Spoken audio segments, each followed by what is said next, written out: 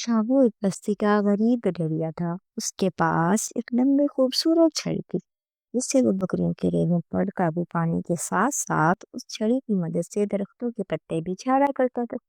ना मालूम उस छड़ी में ऐसी क्या जादुई ताकत थी कि छड़ी को जरा सा घुमाते ही सारी बिखरी बकरियां जरा सी देर में इकट्ठी हो जाती।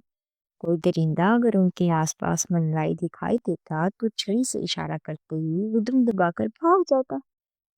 बकरियां मजे से ताजा हरी भरी घास चरती और गडरिया बेफिक्री से बैठा रहता। दिन ढूंढने तक शाबू गडरिया का यही मामूल था।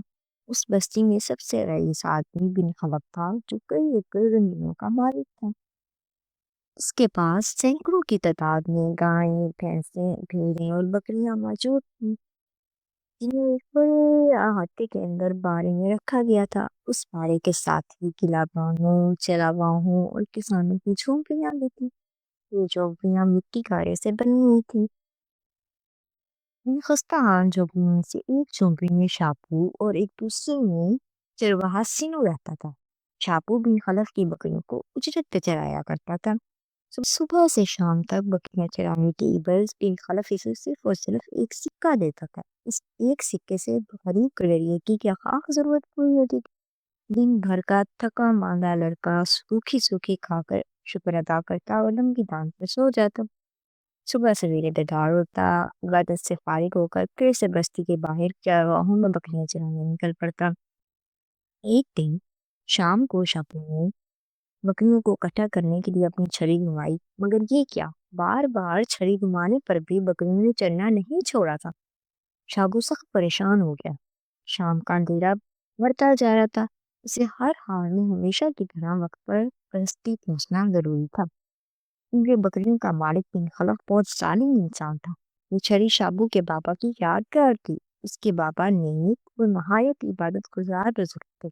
जुल्फी के बाइस उस छड़ी को जमीन पर टेक कर उसके सहारे पर चला करते थे।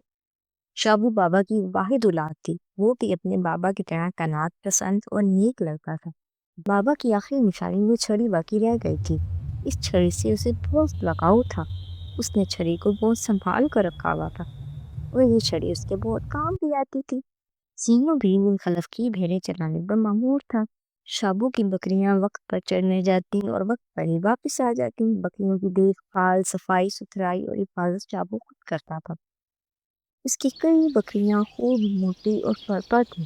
ढेरों दूध देती और उनकी तादाद में भी तेजी से इजाफा होता जा रहा था।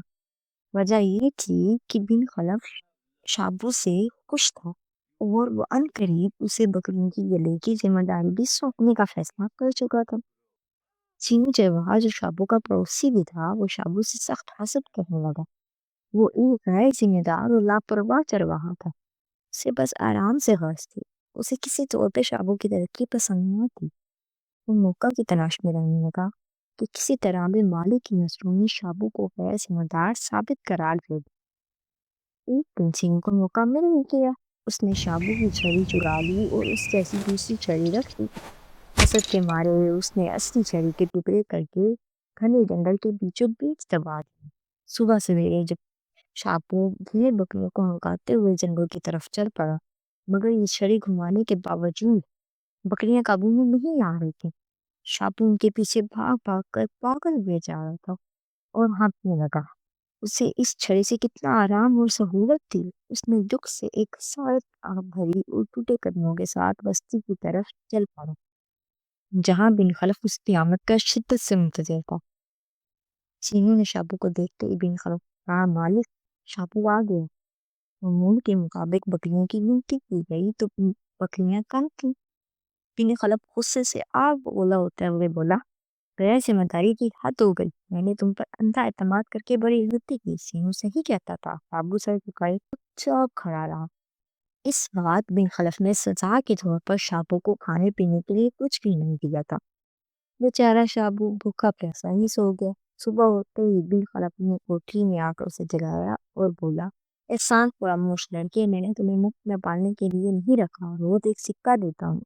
अब जब तक तुम मेरी बकरियां ढूंढ कर वापस नहीं लाओगे तब तक मैं तुम्हें एक पाई भी नहीं दूंगा और ना ही इस कोठी में रहने दूंगा। बिन खलफ ने शाबू को बस्ती से निकाल दिया। شابو مایوس ہو کر جنگل کی طرف چل پڑا۔ سینو نے جنگل میں جس جگہ چھڑی کے ٹکڑے دفنائے تھے وہاں قریب ایک بڑا سا تالاب تھا۔ پورے چاند کی رات میں اس تالاب کے کنارے پر پریاں اترا کرتی تھی۔ اس رات بھی پریوں کے ساتھ پرستان کی شاہی سواری خوبصورت گھوڑا گاڑی بھی وہاں تھی۔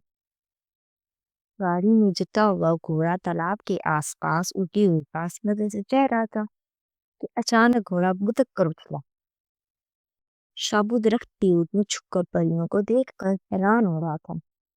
گھوڑے کی بری طرح کرانے کی آواز سن کر گھبرا گیا۔